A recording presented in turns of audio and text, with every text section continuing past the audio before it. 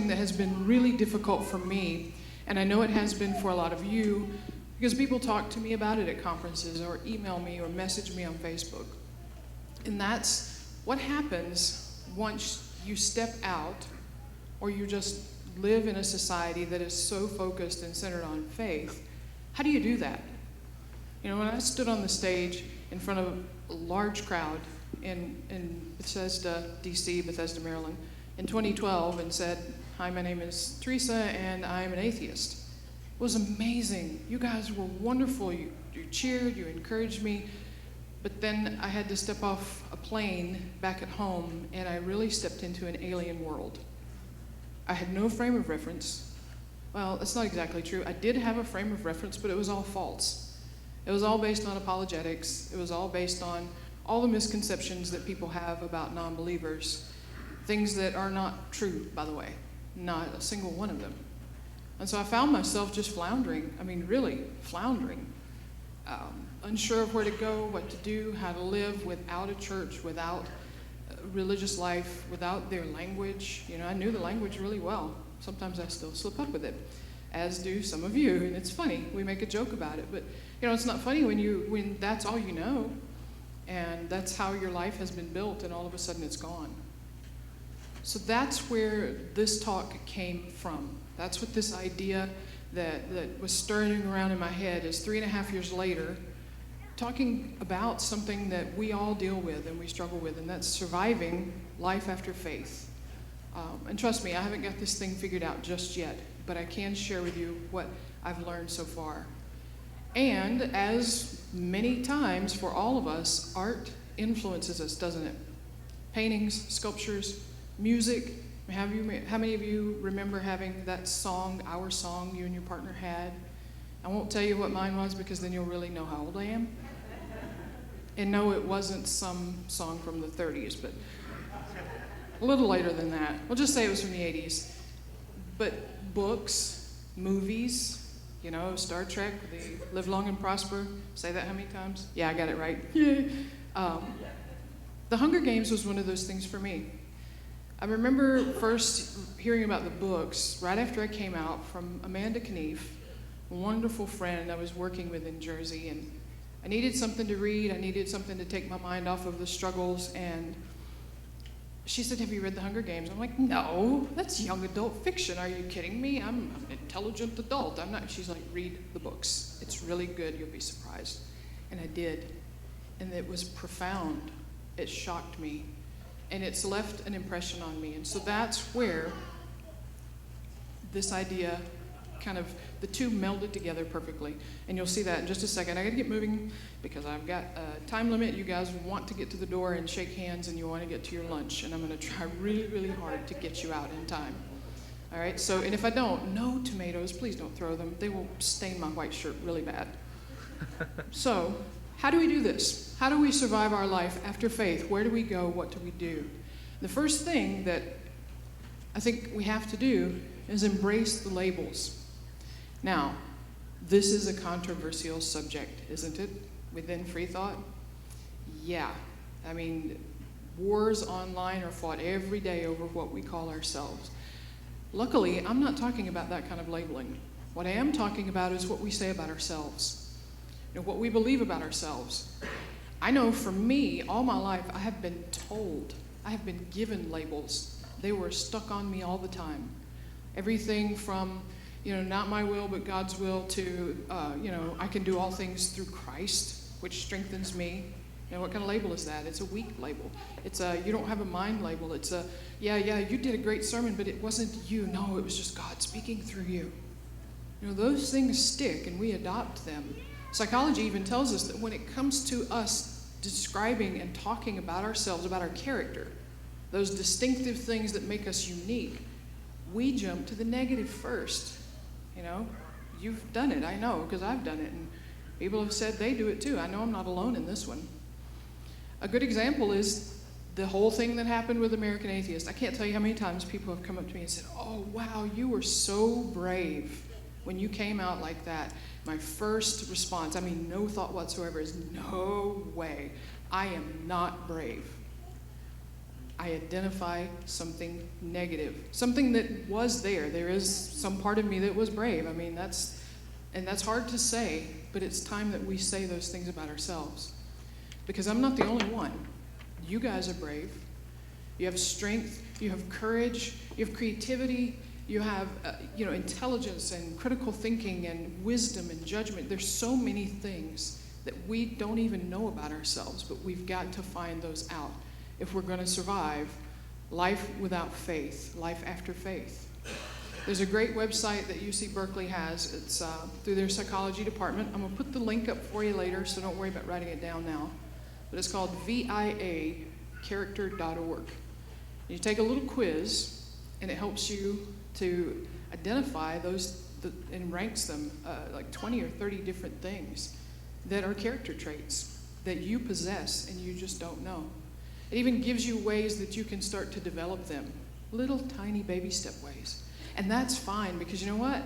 Even a baby step that's this big is still moving forward, isn't it?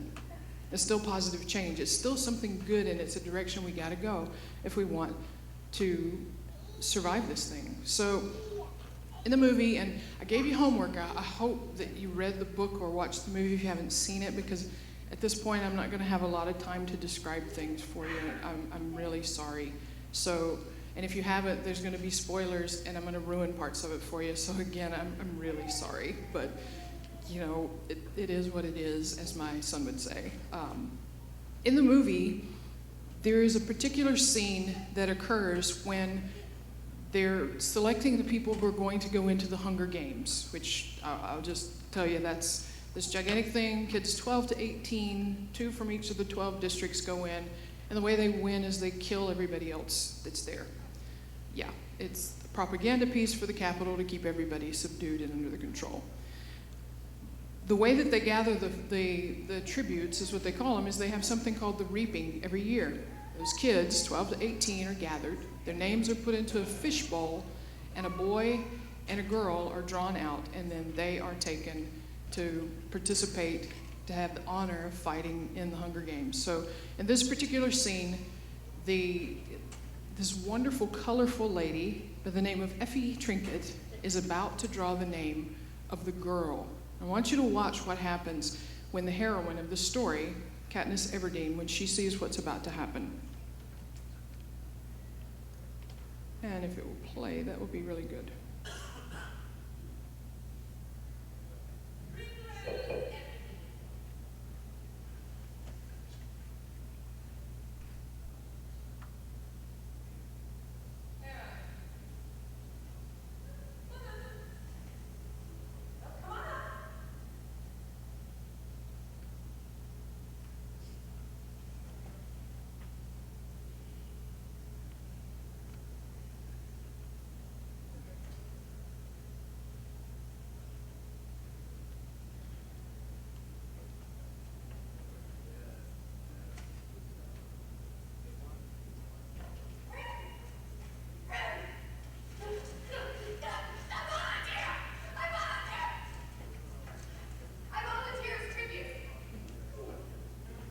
You see that?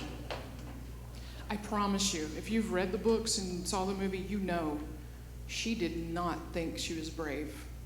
Katniss did not wake up that morning and say, I'm going to be courageous today. I'm going to be strong. I'm going to be brave. I'm going to be Mighty Mouse. Remember Mighty Mouse? Yeah, probably you know really how old I am now. Mighty Mouse, here I come to save the day. No, she thought she was weak. And that's one of the beautiful things about her being the heroine of this story, is she is frail. She doesn't believe in herself. She doesn't embrace a positive label. She embraces the negative. But as the story unfolds, she begins to see those things. People encourage her, and when she does, that's when things change. Same thing happens for us. We have got to refuse the negative things that we have been taught and told, and even told ourselves, and start to find the good labels and identify with them and accept them, whether we like saying it about ourselves or not. It's true. You know, Joyce Meyer has this thing. I don't agree with anything Joyce Meyer says. All right, I know. Some of you just got panic attacks because I said her name. I'm sorry. But she always used to say, when I'd listen to her, whatever people would say it, fake it till you make it. Well, you know what? She can say that all she wants to her people. That's fine, but it does work. So you guys, I'm still doing it myself. It's really hard to say positive things about myself, so fake it till you make it. Just say it. Say it and say it again and again and again. And eventually you'll kind of, sort of start to believe it. You're strong and brave and courageous. The next thing you've got to do, though, is you've got to get connected. You can't do it on your own. You can't be just an individual who's found out these wonderful things about yourself and you're beginning to step into it and you're beginning to live it in your life. You've got to have a support network. We talk about that a lot now in our movement about community. And the reason is because it's so important. That's where you find support. That's where you find encouragement. That's where on the days that are really, really bad and you don't believe a single good thing about yourself, a community can come alongside you and say, no, I know you're having a bad day, but let me give you a hug, even if it's virtual through Facebook. People give you those. I'm really bad about this. I get picked on all the time because I like those little stickers, that Facebook has. They're so cool. And somebody's on there and they're having a bad day. I give them this little cute sticker of this guy, giving a hug or something. It does mean something to you. Abraham Maslow did some groundbreaking research in this area. He's a psychologist, and he said that one of the basic needs that we all have as human beings is a need to belong. It's a need for community. So we have to have, if we're going to survive, we have to have the labels. We've got to start refusing the negative and embracing the positive, but we've also got to make the connections through Meetup, through Facebook, through whatever groups that you can find, local groups you're covering, from religion groups, even conferences. This is a community.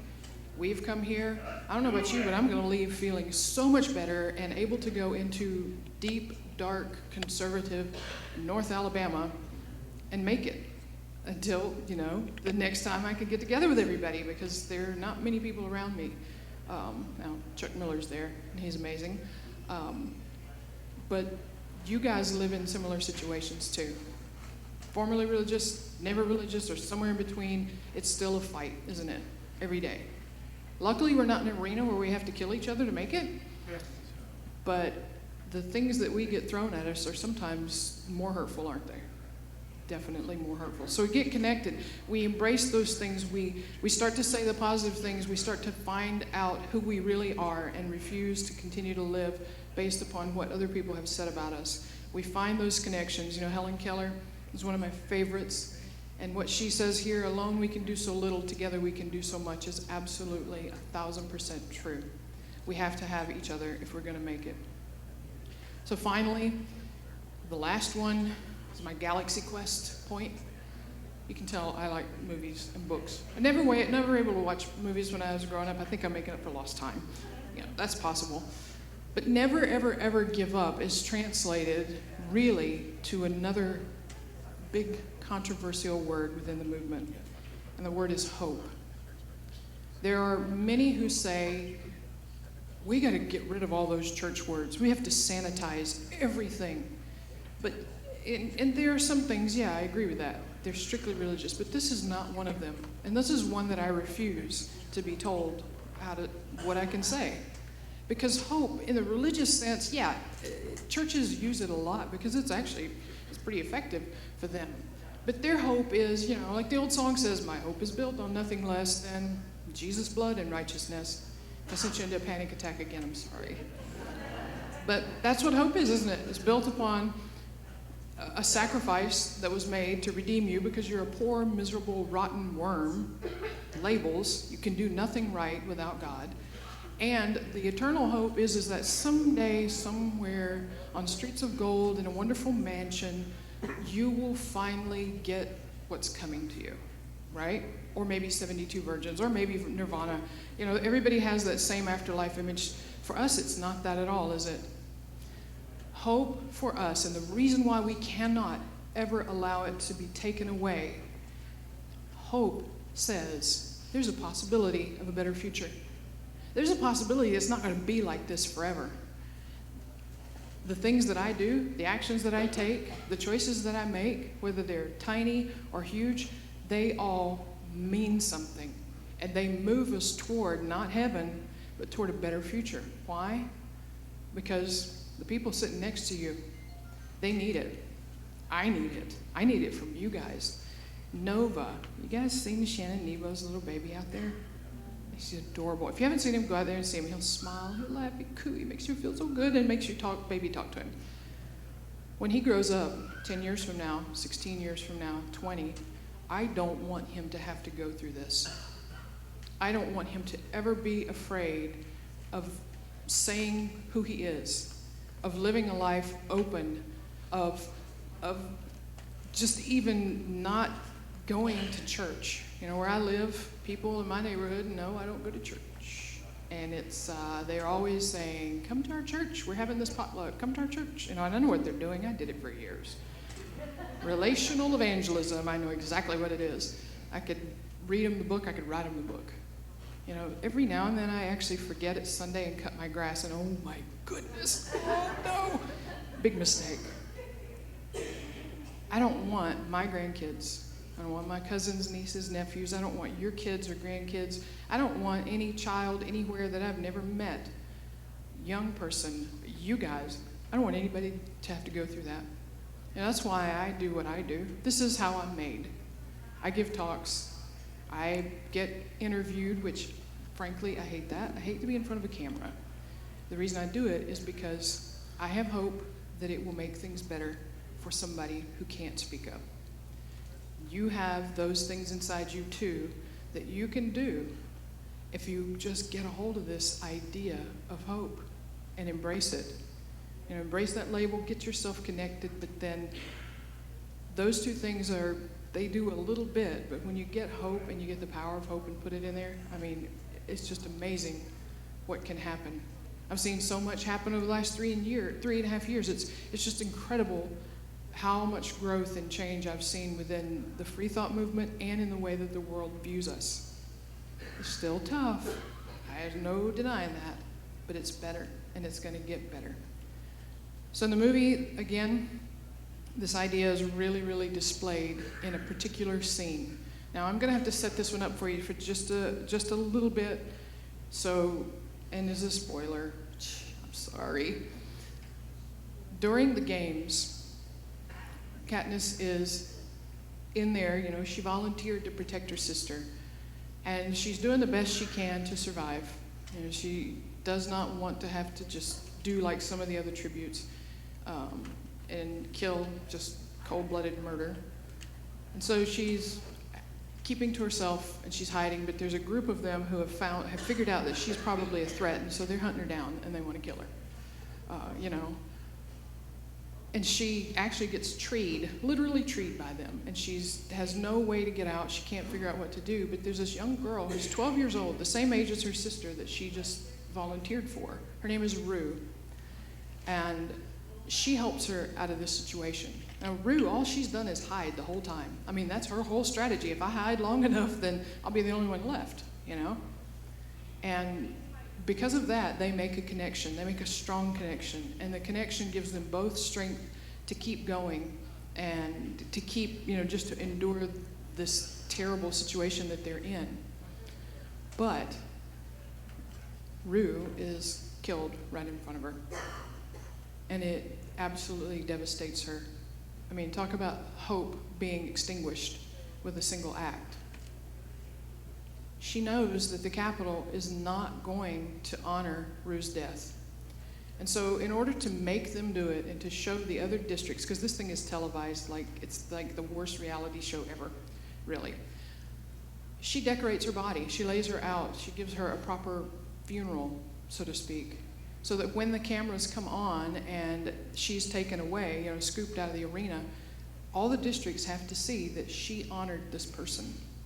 And as she leaves and turns to walk away, she looks up and sees a camera that's hidden in a tree somewhere.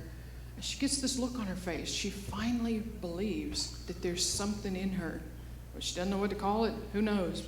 But she's just got some fighting spirit in her. She lifts her 3 fingers to her lips and raises her hands up, which is a symbol that is given at a funeral, saying this person meant something. This death is not in vain. this person is appreciated and loved and cherished. And so she honored Rue, and she honored the people of her district, District 11. That symbol became a symbol of hope throughout all the 12 districts. It was a turning point for her, but it was a turning point, one of the beginning turning points for all the people. It was the power of hope. So when that happened, the president of the Capitol, President Snow, was not too pleased. So he called the game maker into his garden and had this interesting conversation.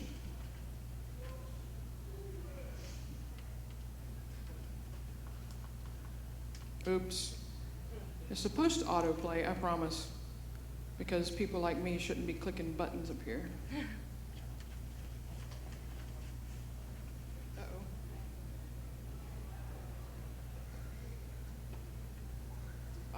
Audio transferred up here. Push the cord in. Oh, there we go. Hope. It is the only thing stronger than fear. A little hope is effective. A lot of hope is dangerous. The spark is fine, as long as it's contained. So contain it. Hope is the only thing stronger than fear. A little hope is good because it lets him control the people. A lot of hope is a big problem for them, and he sees that. In the next book, one of the most quoted things, if you look for Hunger Games memes, you'll see this quote. Katniss has finally accepted and embraced that she is the face of hope for these people. And she sends a message to President Snow and says, based on this statement, fire is catching. And if we burn, you burn with us. That's hope. And that's why we can't give it up. I think the biggest way for me right now that I can see the power of hope is through my work with the Hotline Project. Now, this is something that's never been done. It's brand new, not just in the movement, but in ever. It's a call center where we have call agents who are trained. They're peer support agents, and people who are dealing with the issues of faith can call us. They may be doubting, they may be questioning, they could be closeted non-believers, they could be out, but they're struggling with it, things from their past. They may be in these very positions where they're just trying to figure out how to survive, and they have no one to talk to. They could even be someone who has a friend or loved one who they just found out is not a believer anymore. And they have the same misinformation that I had, but they need to understand. They love them. They don't want to lose them, but they can't figure out how to make it work. And it is absolutely incredible, the stories that we hear day after day after day. So I want to tell one quick story before we finish up that really, really shows what we do and why this word hope and this idea can never be extinguished. Not too long ago, I had a call agent take a call in the evening. It was actually the first time he was ever on the phones. Not by himself. We always have a mentor that works with our newbies. And this guy took a call and he answered the phone, and a young man who was a soldier, was on the other end of the line. And he was in really bad shape. He lived in the Deep South. His mom was very religious. His area was extremely religious. Trust me, I live in the Deep South. I know exactly what he's talking about. He had been overseas in war and had fought and seen who knows what, horrible things, and probably had done horrible things. I mean, that's what war is, isn't it? It's just a nasty, nasty thing. So he's struggling with his faith, his loss of faith. He's feeling, going through all that stuff that we've been through, the guilt, the hurt, the anger, the sadness, how could this be happening to me? It is happening to me. How could I have ever believed that? He's dealing with his mom and worrying that if she found out, what would happen. He's living in this society, trying to survive in a world without faith and dealing with PTSD from the war. And so when my call agent answered that call that night, this guy had no hope. Hope was gone. It was absolutely not even a part of the equation. And his only solution was to end it. He had the means available, and he was convinced. By a stroke of luck, he found the hotline and called us. Said he wasn't even comfortable calling like a veterans line or any other line because he didn't think they would understand.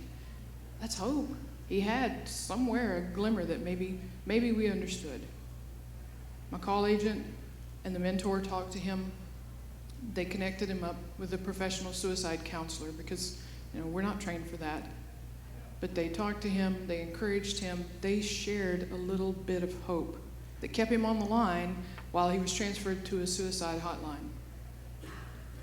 A little later on, he called back and talked to another call agent, one of my supervisors. And he told him, "You saved my life." That story was really hard for me because my son was 20 years old. He was in Iraq. There was an explosion. They flew him out. He had traumatic brain injury. Never be the same again. People have given him hope. People have helped him. Some of you have. You've met him. He's been to conferences with me. He knows a lot of you guys, and he loves it. He's not an atheist. He's kind of, I really don't care. But it doesn't matter, and it doesn't matter to you guys. That's hope. That's what the hotline did for this guy. Every time I think of that story, I think about my son and how if he ever picks up the phone and calls a hotline, our hotline, that he'll find that same hope. My call agents believe there's a possibility of a better future, and they share it every time they answer a call. That's how powerful it is. The last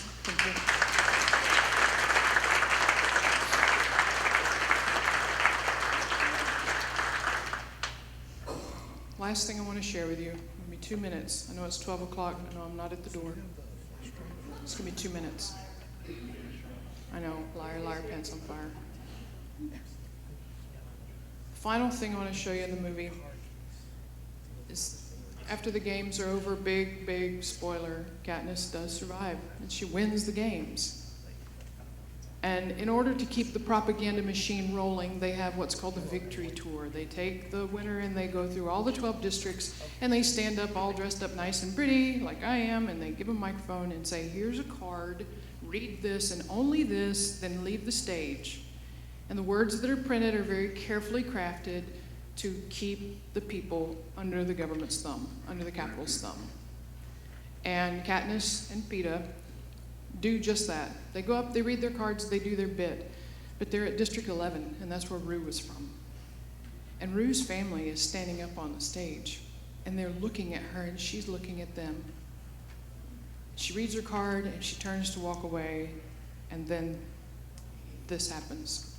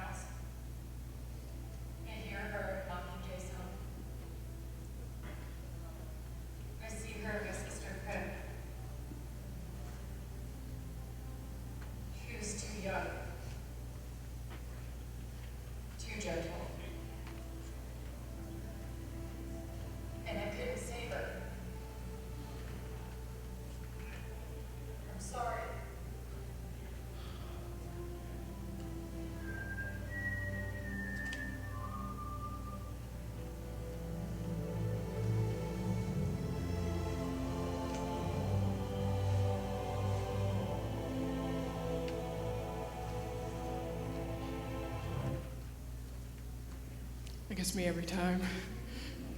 And you're going to leave here going, "Oh my God, Teresa made us all cry." That's right, I'm crying with you. Did you see that? If you have seen the movie, you will see that District 11 is not the only one. This is televised, and all across the entire nation, the country of Pan Am, every single person has raised that salute. It is hope. And at that moment, they took up arms and they stood up for the first time against the Capitol and began to revolt because they knew, they saw it in her and it was contagious, and they knew that the future, it was going to get better.